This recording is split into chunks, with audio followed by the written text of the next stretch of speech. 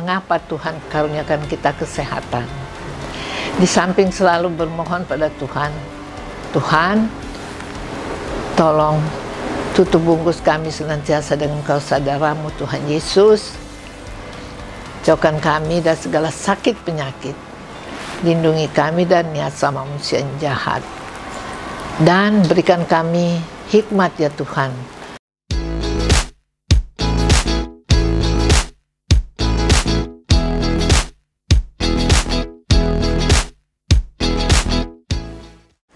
Shalom. Atas kehendak Tuhan Yesus, saya dapat berkenan untuk hadir pada siang hari ini untuk melakukan tugas sebagai peserta daripada pemilihan lansia. Dan saat ini saya memperkenalkan diri. Nama saya adalah Juliana Pitoy dan menikah dengan Martin Sumampo. Jadi status saya sekarang Nyonya Juliana Sumampo Pitoy. Ya, jadi saya sendiri asalnya dari Kota Tomohon dan suami dari Minahasa Selatan, Amurang namanya.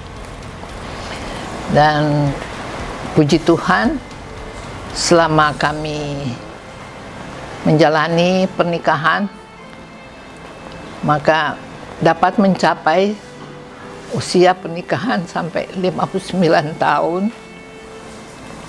Kemudian saatnya Tuhan panggil kekasih kami. Jadi sudah 2 tahun kemarin, tepat 24 Oktober, beliau telah meninggalkan kami. Sehingga saat ini saya menjalani kehidupan sendiri. Namun selama perkawinan kami dikaruniai 2 putri, namanya Marlinda dan Maulin. Anak-anak kami ini, puji Tuhan, dikaruniai juga kemampuan sehingga anak yang tua sekarang telah menjadi advokat di Pengadilan Tinggi Jakarta. Sekarang sedang kongres ke Jepang untuk semua advokat. Dan anak yang kedua juga sarjana, tetapi Tuhan panggil untuk pelayanan mereka, mendampingi suaminya, Pak Pendeta William Kauntu.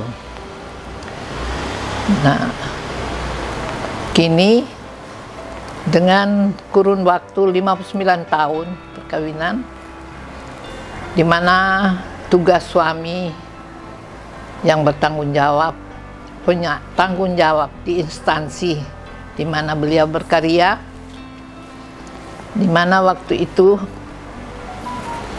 awalnya Pertamina sebelumnya adalah terdiri daripada perusahaan minyak Caltex, Stenvac, dan Shell. Ternyata Pertamina memerlukan kapal-kapal tanker untuk pengangkutan minyak, sehingga tugas daripada suami adalah mengawasi pembangunan kapal-kapal, pertama di Jepang dan juga di Eropa, di Jerman.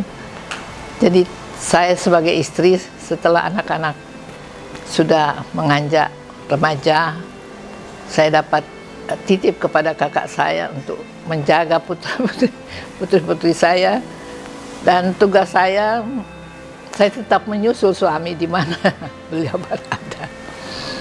Karena sepertinya ya ini semua jalan-jalan Tuhan. Kami dimungkinkan untuk menyusul dan mendampinginya.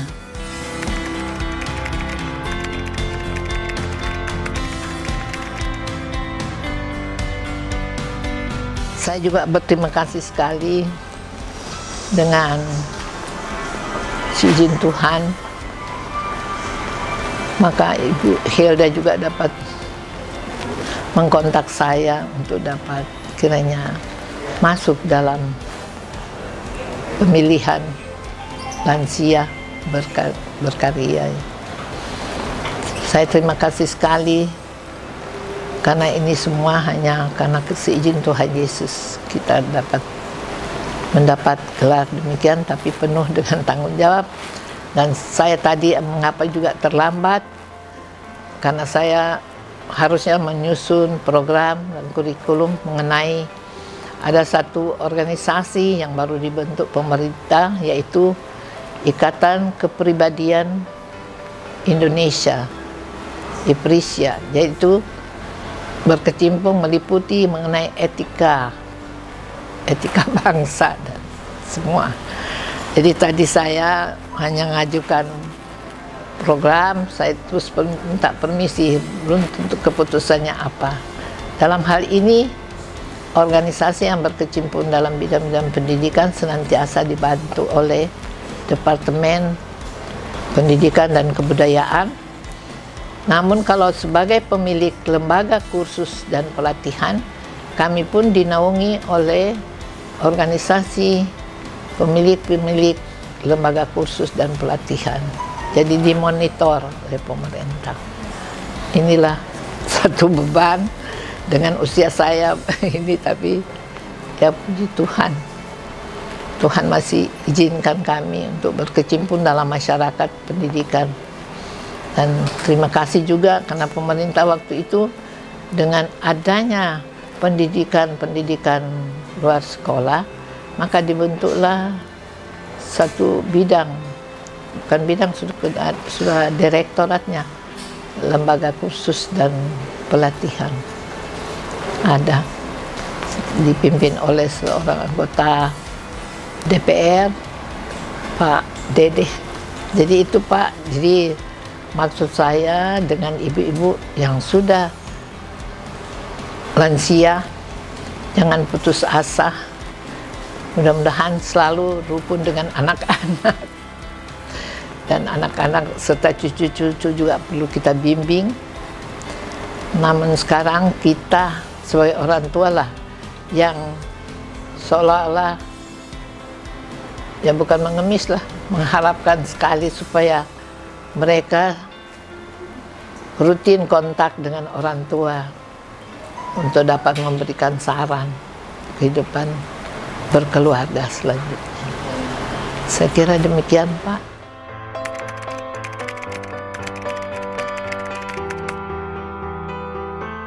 Karena saya sering ditinggal, maka saya mengisi waktu-waktu saya yang ada atas seizin suami dan seizin Tuhan Yesus Kristus. Saya dibimbing oleh tante dari pihak suami, Ibu Lapian Pangke, di mana beliau adalah bekas istri Gubernur Sulawesi Selatan. Karena sering ditinggal, katanya Anda harus tambah keterampilan. Disuruh kursus memasak, semua keterampilan wanita. Dan selanjutnya setelah saya jalani semua itu dan terjun untuk permulaan bagaimana ibu-ibu yang masih muda untuk belajar memasak, kemudian terjun ke tata rias, di mana waktu itu semua pusat pendidikan wanita dikoordinir oleh ibu-ibu bekas gubernur dari mana saja, zamannya Pak Sadikin, untuk terjun dalam Badan Kerjasama Organisasi Wanita DKI, namanya BKOW. Diadakan di Jalan Diponegoro, disebut Gedung Wanita. Jadi kami juga mendapat bimbingan dari wadah itu. Dan selanjutnya karena ilmu tata rias apa semua berkembang, dan Ibu Marta Tilaar juga mendirikan sekolah terkait tersebut, maka kami menambah wawasan di Marta Beauty School. Tidak cukup di Ibu Marta, saya juga terjun di mata pelajaran tradisional yang dipimpin oleh Bu Muryati Sudipyo. Jadi semua ilmu itu kita ambil, dan terutama Ibu Marta juga sering, karena setiap tahun ada lomba tingkat dunia, maka menghimbau siapa murid-murid mau ikut dia, tapi kalau mau ikut untuk tur harus kursus. Jadi kami ikut serta menambah pengetahuan di Eropa dan di Amerika gitu. Ini kaitannya semua atas saran dari Ibu yang terhormat Ibu Marta Tilaar dan Bu Mulyati. Nah, dengan kelengkapan hal demikian, saya juga menambah wawasan. Maka kami walaupun di pendidikan luar sekolah, ini semua disebutnya PLS waktu itu, dianjurkan pemerintah untuk tidak hanya sampai demikian, tapi harus lanjut sampai menjadi guru dalam bidang itu. Dari bidang-bidang tata rias, bidang pengantin harus tambah terus. Kemudian saya mengikuti semua proses yang dianjurkan oleh Departemen Pendidikan dan Kebudayaan. Harus uji tingkat dasar, terampil, mahir, sampai uji kompetensi, dan Anda boleh menjadi guru dalam bidang itu. Dan kebetulan kami dipacu oleh teman-teman yang banyak memotivasi kami juga, dari teman-teman lebih banyak dari Jawa Tengah, Jawa Timur ya. Nah, setelah bidang tata rias yang modern kita selesaikan, kita juga harus mengambil yang tradisional, yaitu melalui Bu Muryati Sudipyo yang mendirikan Mustika Ratu. Dengan demikian, kelengkapan ilmu ini kami peroleh. Lalu Ibu Marta juga dan rekan-rekan, termasuk Ibu Helena Rashid, mendirikan suatu wadah persatuan ahli tata kecantikan kulit dan rambut, disebut Tiara Kusuma. Sedangkan kalau tradisional itu ada khusus organisasinya juga. Dan dengan wadah ini pun kami ditingkatkan untuk organisasi ini senantiasa dimonitor oleh Depdikbud.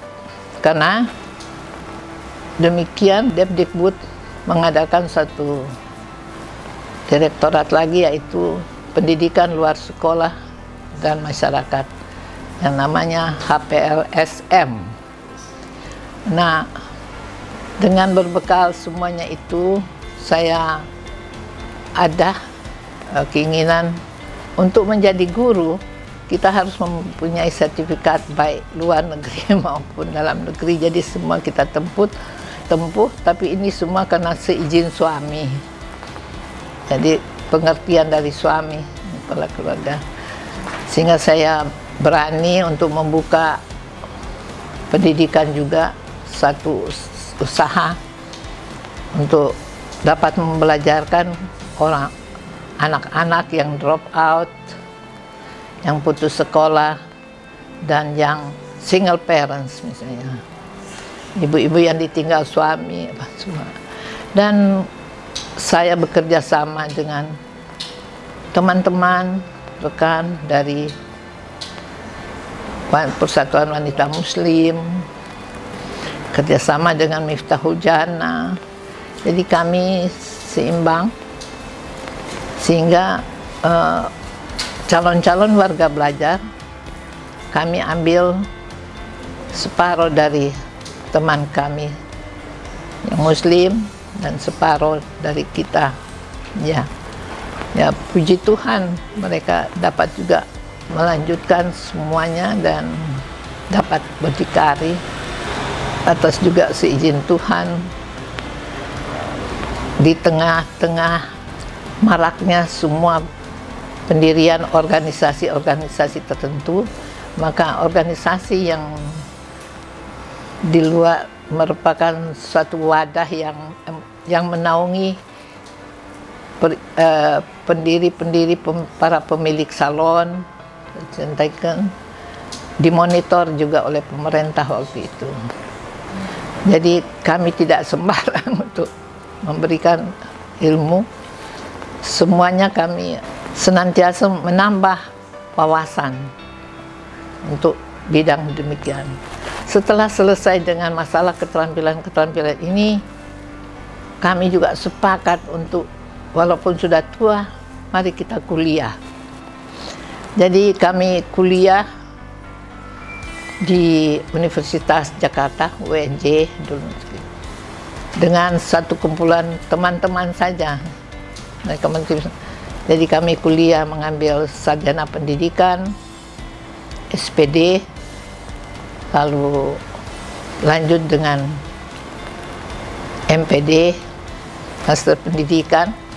Maka kami lebih mampu untuk artinya menambah wawasan dan mampu untuk membimbing anak-anak untuk dapat belajar, sehingga dari Departemen Pendidikan juga tidak ragu memberikan bantuan.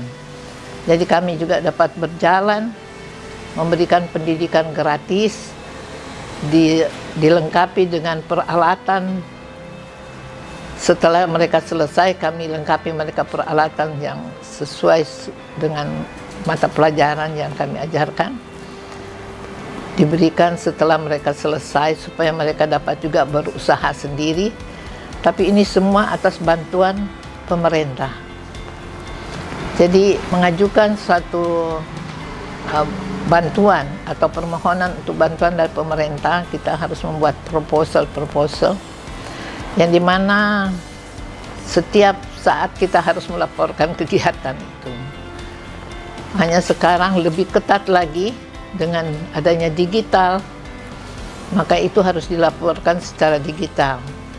Jelasnya saya sudah usia yang lanjut begini, saya agak mundur sedikit, katakanlah, karena kita belum mampu untuk soal digital. Tetapi kemarin, baru yang lalu, saya baru ada sounding bahwa Departemen Tenaga Kerja itu membelajarkan orang-orang yang mau belajar digital, baik ibu-ibu dan anak-anak muda dicampur. Namanya mobile education.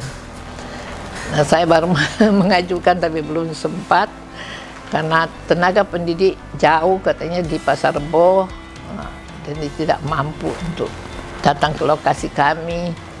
Tapi tentu kalaupun kita sebagai orang yang percaya Tuhan Yesus, tidak ada yang mustahil. Dapat juga kami beri masukan bahwa kita jangan diam, tetapi ada dana kaitan pendidikan. Jadi mungkin di dalam wadah kita sebagai orang Kristen mungkin juga dapat lobbying ke Depdikbud gitu. Jadi supaya untuk pelayanan pendidikan di dalam lingkungan kita juga dapat dilaksanakan dan dapat berkembang. Mungkin juga demikian dengan beasiswa-beasiswa. Inilah pengalaman kami, dan jelasnya dalam kegiatan kami sebelumnya, setelah kami mampu untuk dapat membelajarkan orang, maka tahun-tahun sebelumnya kami dianjurkan ke daerah. Jadi kami itu kalau belajar dalam bidang itu harus sampai tingkat mahir dan pendidikan guru khusus. Maka saya dipercayakan pergi memimpin seminar di Kendari dengan peserta 250 orang. Ya, jadi kami mengadakan seminar dan lomba perkenalkan. Maka tapi itu pun dibantu oleh bupati di sana dan para pejabat di sana. Itu untuk pertama kali. Semua yang muda-muda. Tapi yang kedua kali, maka semua pegawai-pegawai juga ikut belajar. Kedua kali kami harus berangkat. Itu semua biaya dari Depdikbud. Ini pengalaman kami di Kendari. Nah, selanjutnya kami berkecimpung juga di organisasi sosial, yaitu Kerukunan Keluarga Kawanua. Di bawah waktu itu masih dipimpin oleh Ibu almarhum Ibu Non Tengker. Perlu saya jelaskan di sini bahwa di samping dalam wadah tata rias itu ada organisasi tersendiri, tapi ada juga tata rias merias pengantin. Maka saya usulkan sama Ibu Tengker, bagaimana dengan tradisi kita dari daerah Minahasa, apakah kita tidak punya budaya? Maka diadakanlah seminar di ASMI, penggalian budaya pengantin Minahasa. Ada satu saat di mana dianjurkan oleh pemerintah menghimpun seluruh perias pengantin Indonesia untuk datang ke Jogja.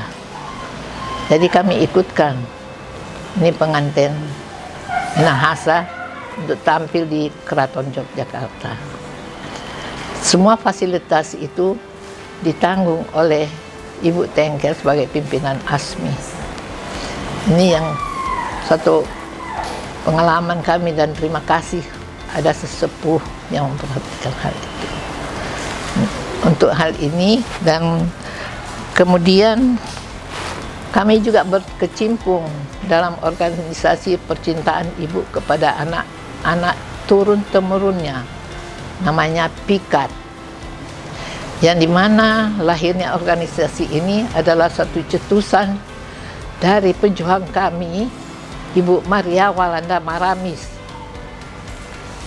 Dengan melihat keadaan gadis-gadis Minahasa yang mungkin ada keunggulannya tersendiri, sering diambil oleh, waktu itu masih penjajah ya, maka Ibu Maria Walanda Maramis memperjuangkan untuk mendirikan sekolah PIKAT di Minahasa, sehingga diadakanlah sekolah itu.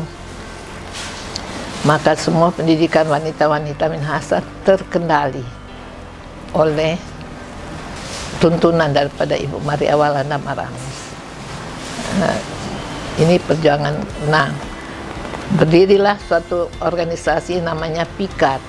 Maka sekolah itu juga disebut sekolah PIKAT, yaitu percintaan ibu kepada anak turun-temurunnya. Untuk kiranya kami dapat masuk juga dalam lingkup organisasi Kerukunan Keluarga Kawanua, kita harus sebagai utusan juga dari organisasi mana, dan karena setiap daerah punya kerukunan, jadi ada rumpun-rumpun tersendiri untuk itu. Ya, inilah pengalaman kami, dan kemudian kami pun tidak berhenti. Setiap kali ada diklat dari Depdikbud, kami diikut sertakan. Di mana saja, ke daerah mana, kami harus ikut serta. Nah, selanjutnya ya kami bersyukur juga atas pengertian suami. Setelah kami diizinkan kuliah, itu sangat menyenangkan, karena semua ibu-ibu dan juga ada bapak-bapak yang kiranya usianya sudah mendekat lansia, kami sama-sama bersemangat kuliah lagi untuk itu. Jadi dengan bekal kesarjanaan, ya kami sempat juga mengajar di UNJ sebentar, karena naik-naik tangga saya nggak mampu, waktu itu belum ada lift, jadi saya minta izin dulu istirahat sebentar gitu.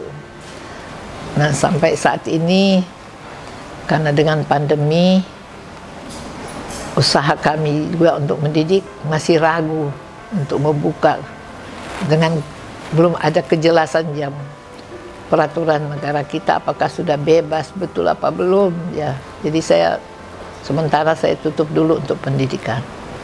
gitu Pak. Kemudian dalam lingkup keluarga, ya puji Tuhan kita juga memberikan contoh bagaimana kerukunan itu diciptakan dalam lingkup satu daerah, misalnya satu kampung, ada kerukunan, sehingga ada suka dan duka saling menggotong royong. Itu masih berjalan sampai saat ini.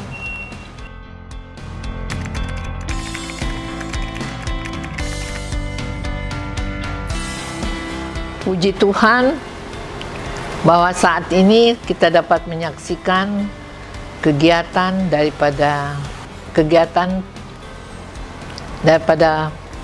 anggota-anggota PKLU yang sekarang dan pengurusnya terutama mempunyai suatu visi dan misi yang sangat baik untuk para lansia, karena lansia itu membutuhkan sekali, di samping kita bertekun dalam doa, Tuhan Yesus yang mendampingi, tapi hiburan secara manusiawi itu memang penting.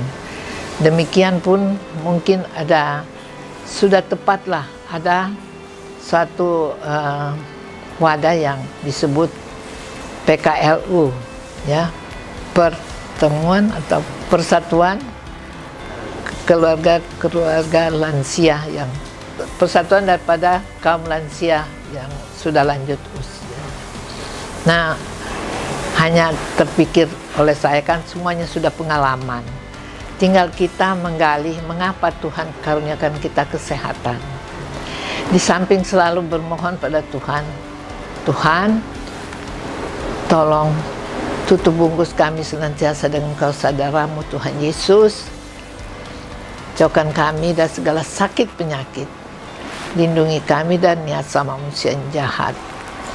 Dan berikan kami hikmat ya Tuhan, untuk dapat mengkonsumsi makanan yang kiranya sesuai dengan usia kami. Dengan demikian, usia saya mengapa tiba sampai usia ini hanya karena seizin Tuhan dan ikhtiar saya, bahwa ternyata di usia lansia ini kita harus memperbanyak makan buah saja, menjauhi lemak-lemak. Saya kira demikian. Dan terutama untuk vegetasi, maksud saya teraturnya kesehatan kita, yaitu sayuran-sayuran yang berserat, buah-buahan juga. Saya kira demikian.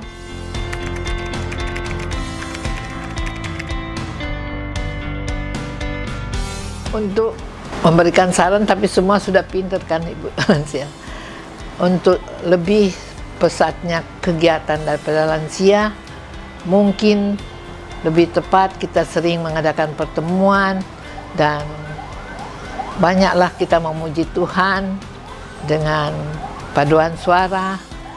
Kemudian kita juga satu saat memanggil dokter ahli gizi khususnya untuk kelanjutan kesehatan kita semua. Masalah soal gangguan kesehatan dalam tubuh kita masing-masing, itu semuanya kuasa Tuhan. Jadi kita selalu berserah agar Tuhan selalu menjamah tubuh kita dari hari ke hari. Dan untuk pengurus lansia sekarang mempunyai kreatif yang sungguh-sungguh bermanfaat bagi semua lansia yang ada sekarang. Terima kasih kepada Ibu Hilda Unu beserta Bapak, dan terima kasih kepada keluarga Bapak Johannes Ori yang sudah menampung kami untuk dapat hadir pada kesempatan yang sekarang. Sekian, terima kasih. Tuhan Yesus memberkati semua tugas bapak-bapak yang berkecimpung dalam tugas-tugas lansia. Terima kasih. Tuhan berkati.